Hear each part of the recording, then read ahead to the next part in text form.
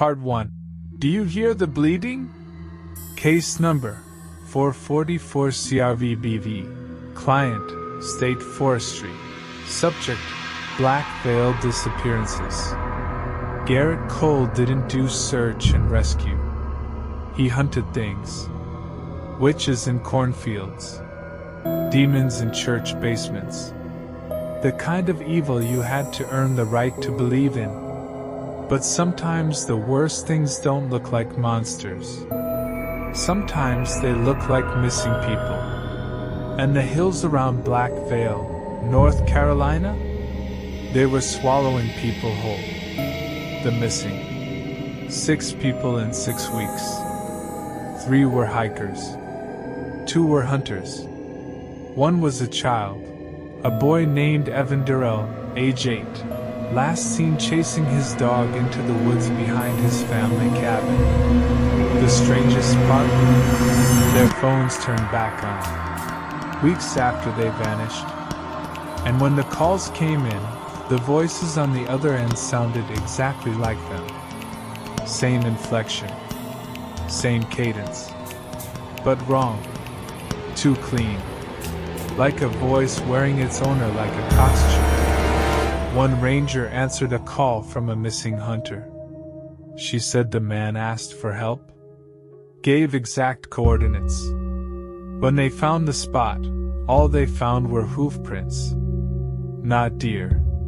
Not anything natural. The pattern was bipedal. Arrival. Black Veil wasn't on most maps. The town had a population of maybe 30, if you counted the gas station dog. It was tucked into a fold of pine and laurel, a place where the fog never left and the trees leaned a little too far inward. Locals had stories. They always do. But they all told them like they were sorry for knowing it. It ain't the kind of thing you see, it's the kind that sees you. Old teeth and new dirt. It don't walk on hooves. It walks with them. But the one that stuck was from an old man sitting on a porch by the general store, sipping black coffee and staring at nothing. He just said, "If you hear your name in the trees, don't answer. It's not someone looking for you. It's someone that found you." The bleeding call.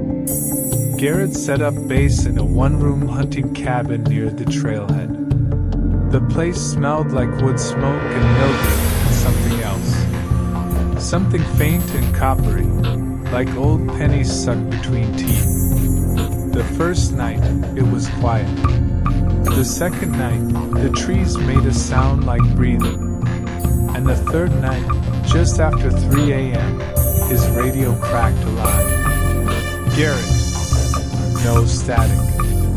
No distortion. Just his name, clear as a bell. He grabbed the mic. "Who is this?" Silence. Then, the voice again. Still using his name. But this time, it bleated after it said it. Low. Animal. Like a goat with a collapsed lung. Garrett turned the radio off. It turned itself back on. Pattern in the pines. He spent the next day hiking the ridge where Evan Durrell had vanished. The kid's dog had returned home alone, muzzle covered in something that looked like tree sap. But Garrett had tested a sample back at the cabin. It wasn't sap. It was collagen. Like skin boiled down to sludge. On the trail, Garrett found twine, braided and hung between trees in a lattice pattern. Not vines, twine. Handmade. Each one tied in a knot shaped like a horn. Near one of the weavings, he found a pile of small bones. Goat bones. Arranged in a spiral. The spiral pointed toward a cave. Inside, carved in soot-black letters on the wall. "We forgot its name. Now it wears ours." The child in the clearing.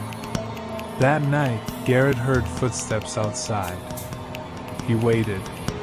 loaded the sawed-off, opened the door. Nothing. But when he stepped out into the fog, he saw a figure standing 50 yards away. Short, thin, holding a leash. It was Evan, the missing boy. Standing barefoot in the leaves, eyes wide, face slack. And on the leash, a dog. Or used to be a dog. Its face had been peeled, stretched into a shape that mimicked human expressions, mouth forced into a grin. And when it wagged its tail, it bleated. Evan opened his mouth and said in Garrett's exact voice, "Garrett, do you want to come home?" Garrett aimed the shotgun. The child smiled, then opened his mouth wider, wider than it should go.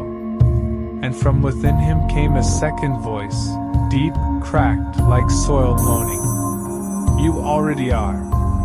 The dog bleated. The trees did too. And the world went dark. Daylight lies. Garrett woke in the cabin, shotgun still in hand, fire long dead. No Evan. No dog. Just one thing changed. The mirror above the sink. Someone had scratched a message into it from the other side. "Do you hear the bleeding?" He did. He always had.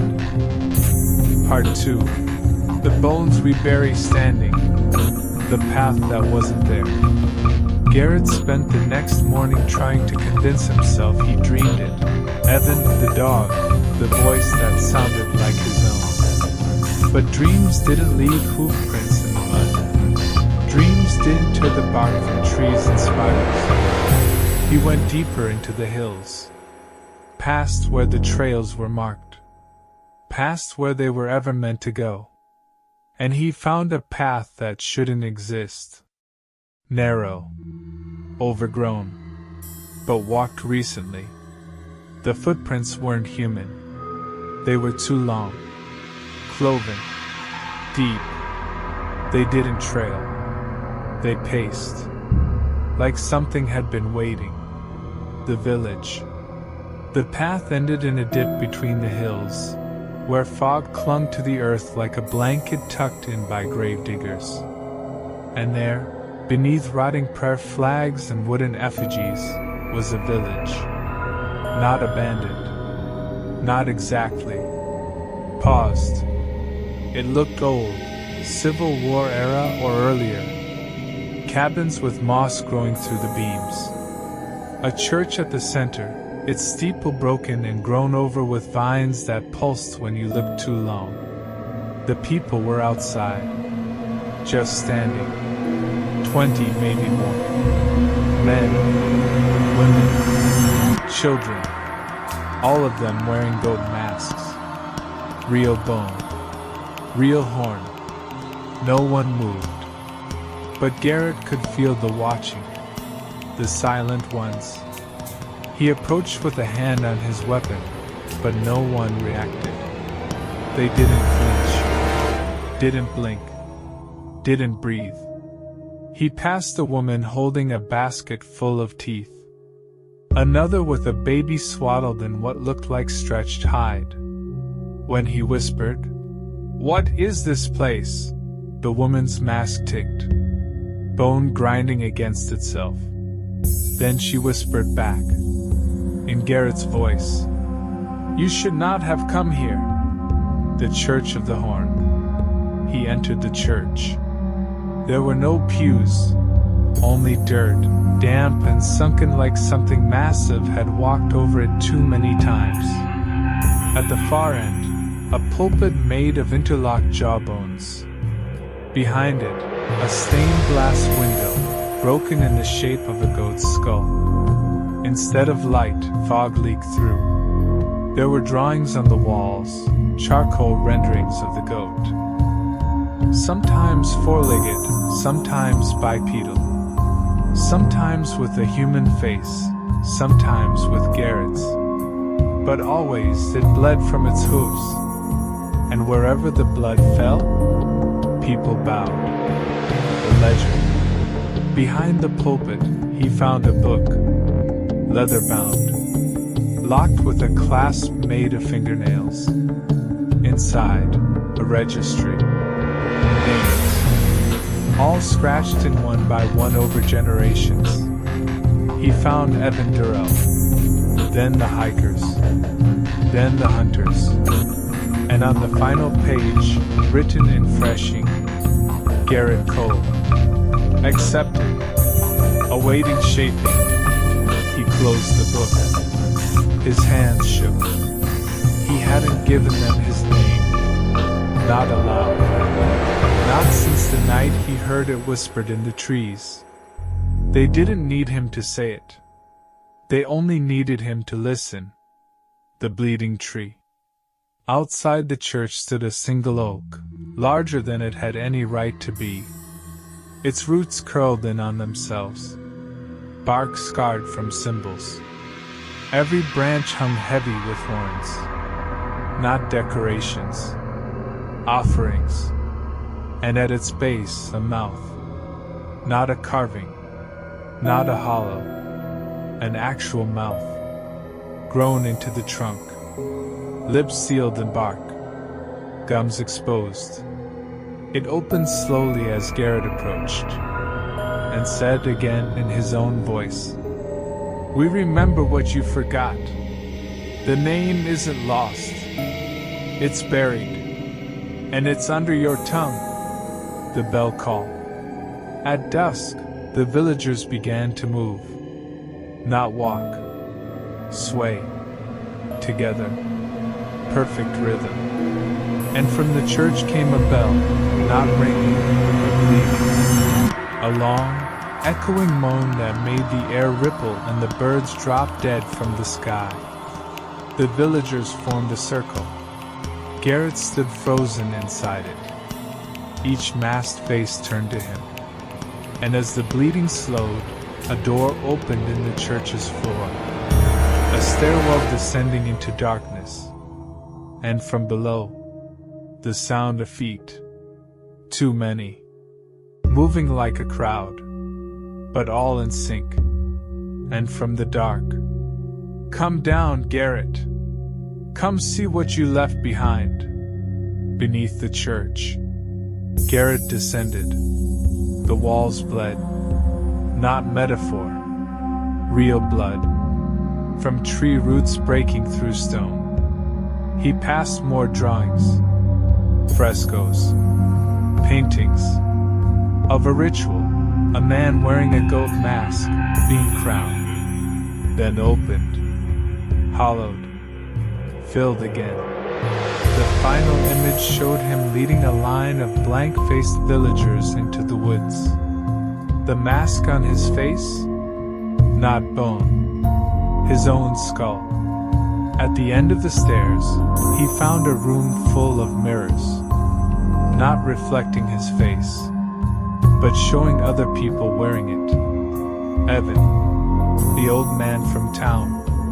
A woman he never met, breastfeeding a goat. All with Garrett's eyes. Garrett's smile. Garrett's voice.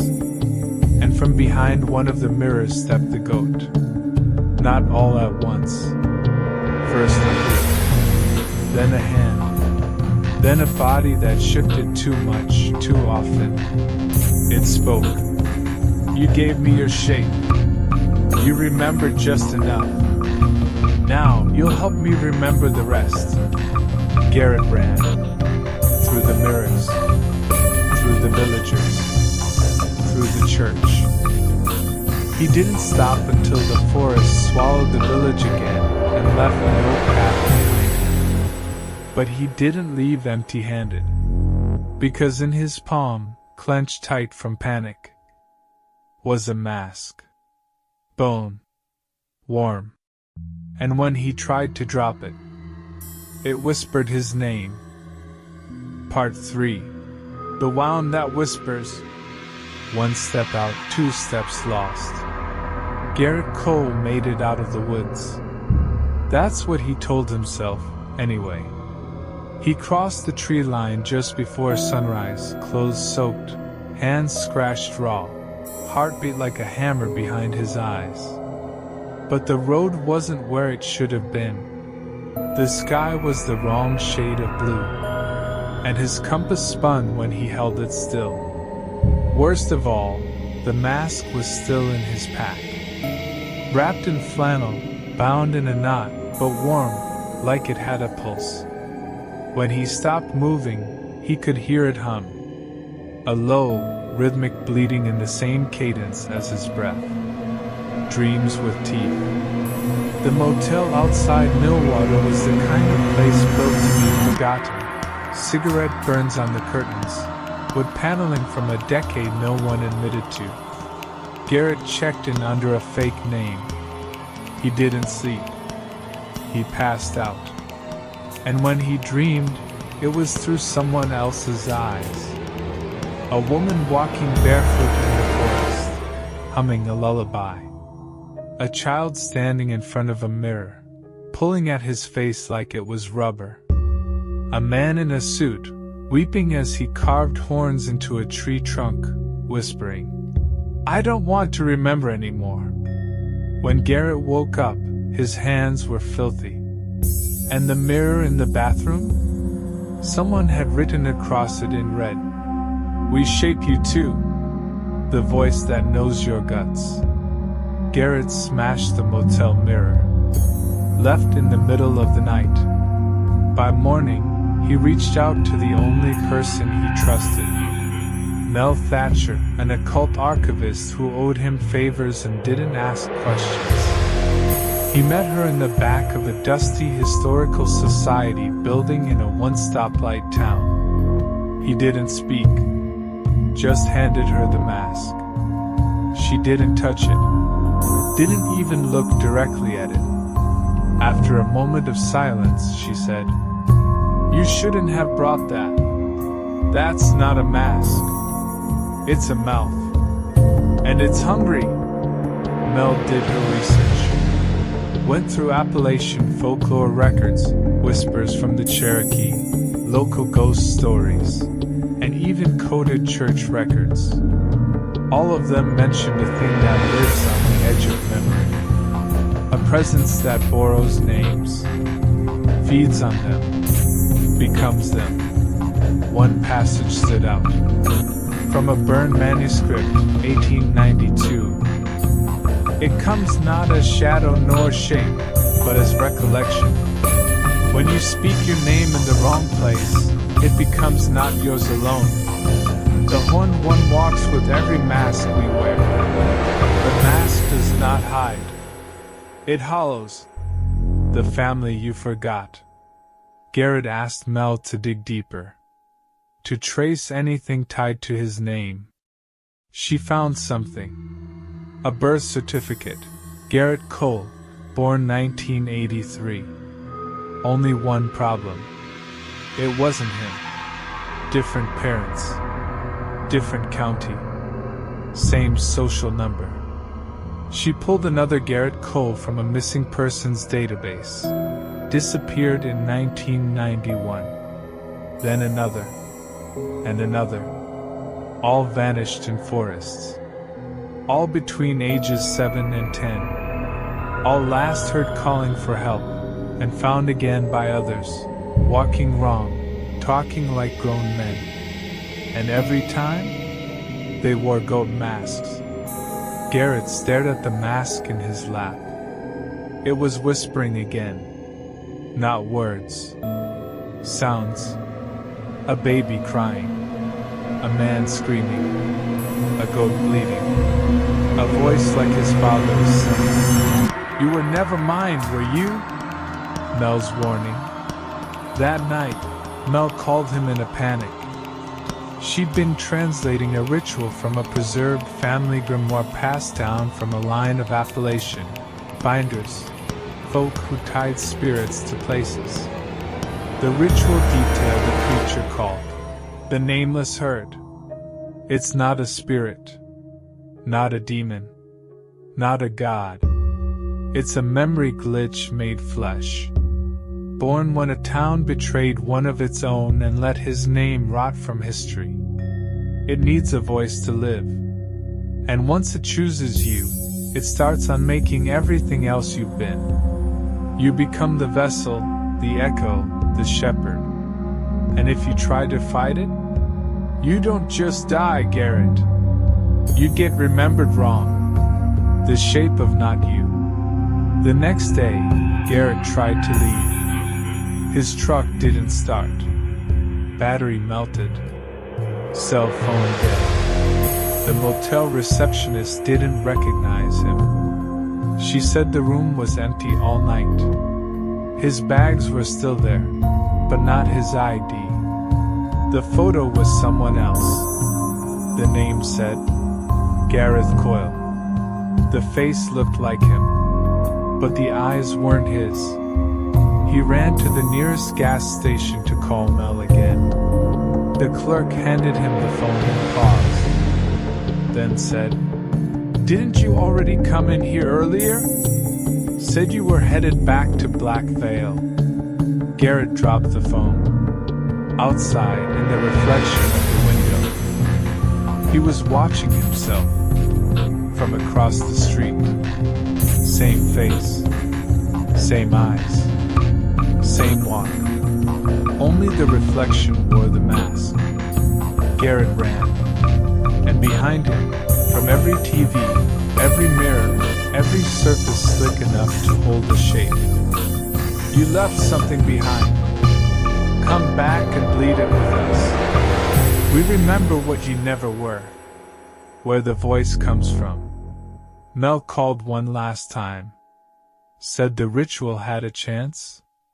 Not to break the bond, but to trap the name, to close the wound.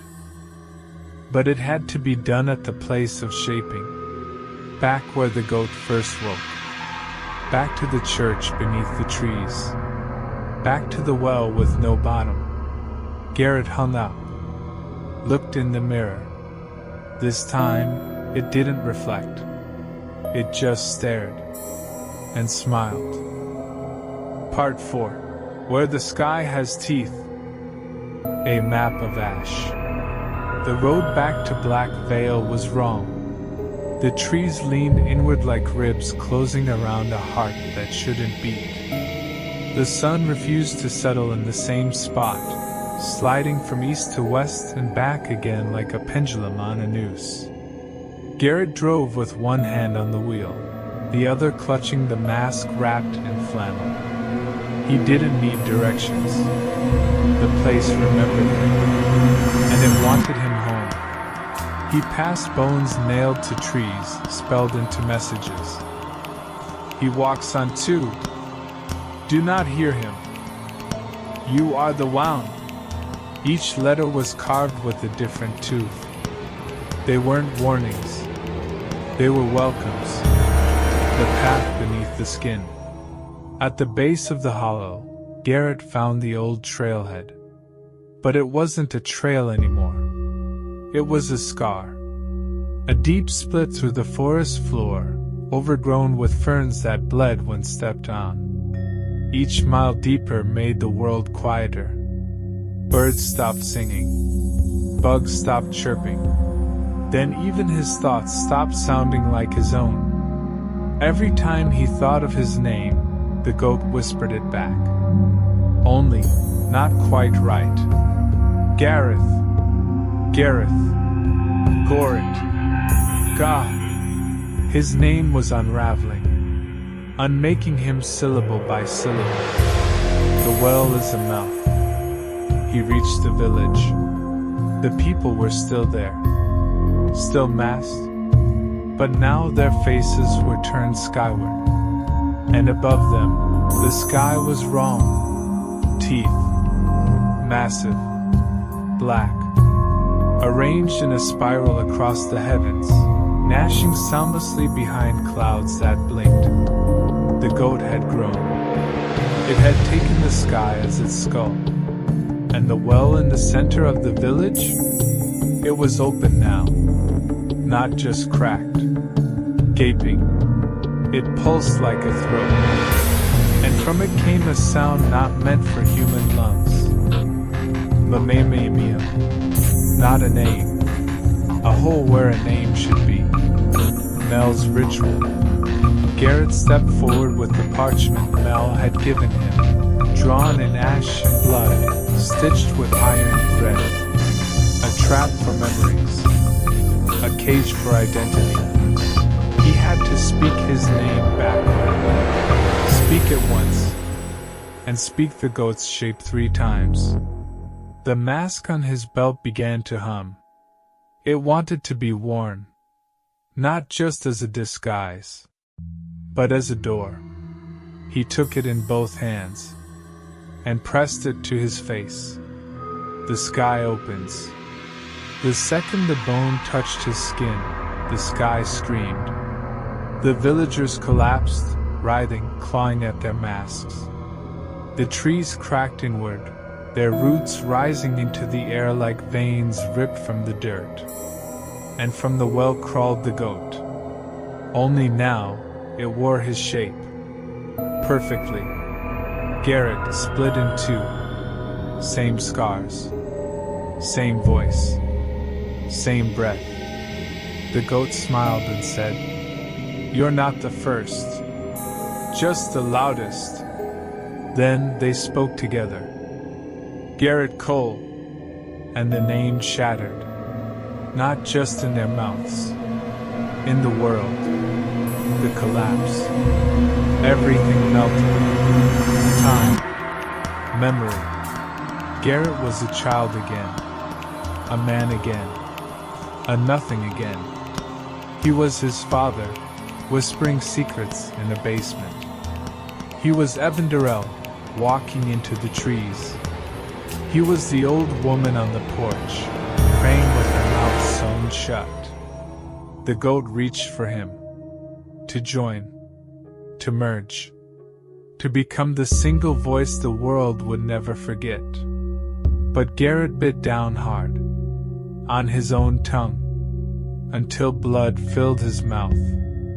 And then he whispered backward. "It locked her." The goat shrieked. The villagers screamed. The sky's teeth cracked. And the well caved in. The last shape. Garrett woke in ash. The village gone. The sky normal. The mask beside him. Dead. Cold. But something inside him had changed. He couldn't remember his middle name. Couldn't recall his mother's face. Couldn't see himself clearly in his reflection anymore. But he was alive. Or something close enough. He walked out of the hollow. Alone. But never unwatched. Because even if the goat's shape had been shattered, something had leaked. Something now walked just behind the skin of the world.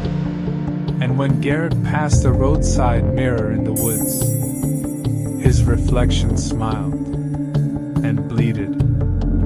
Part 5. We are the herd. 71 days later. Garrett Cole lived on the edge of a dry lake bed in Utah now. No trees. No fog. No mirrors. The cabin he built had one door, no windows, and walls lined with iron filings and salt bricks. Each night, he slept with earplugs and a blindfold. And still, the dreams came. He dreamed of voices saying his name wrong. Of faces that smiled too wide. Of roads that circled back to Black Veil no matter where they began.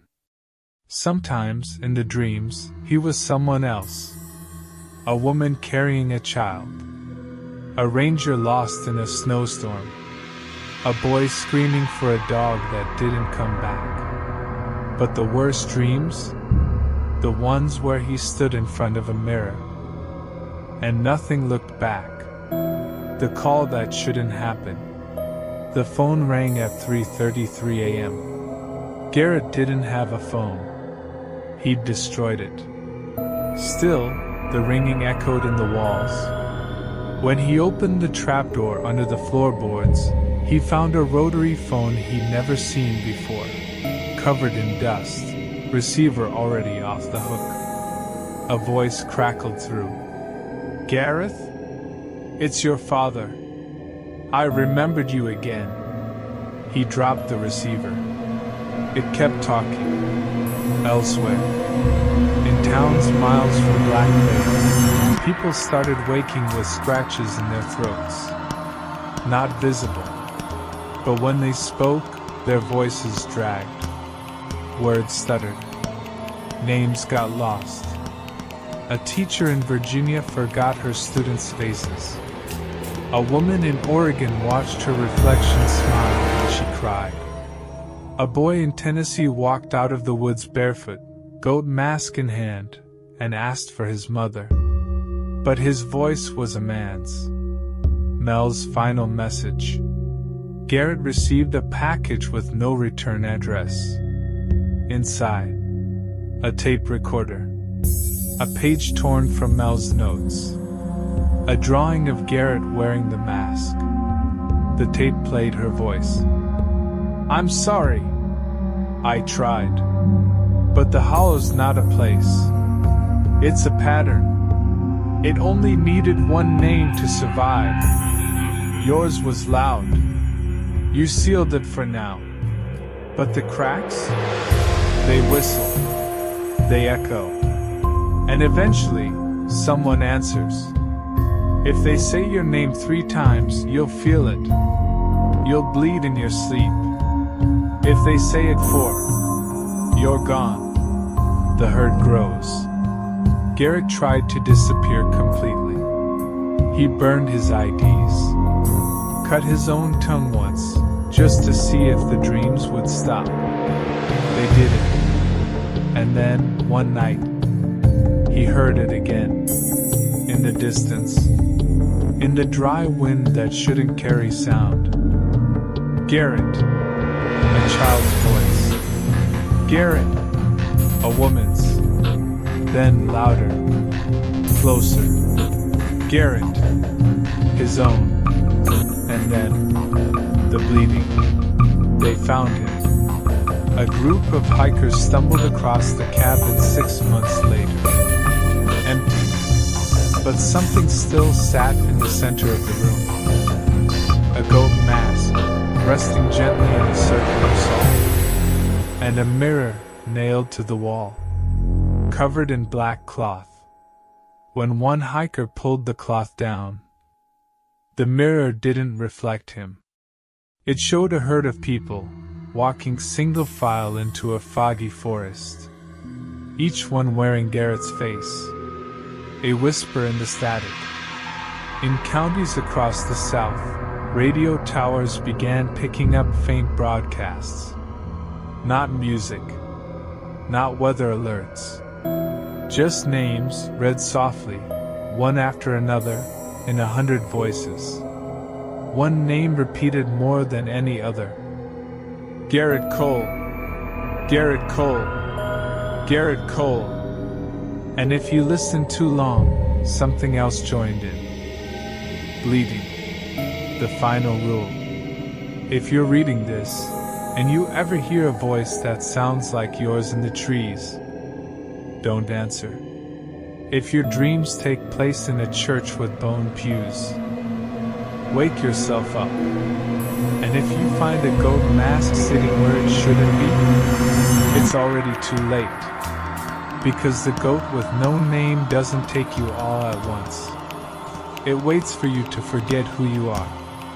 And when you finally do, you start calling others home.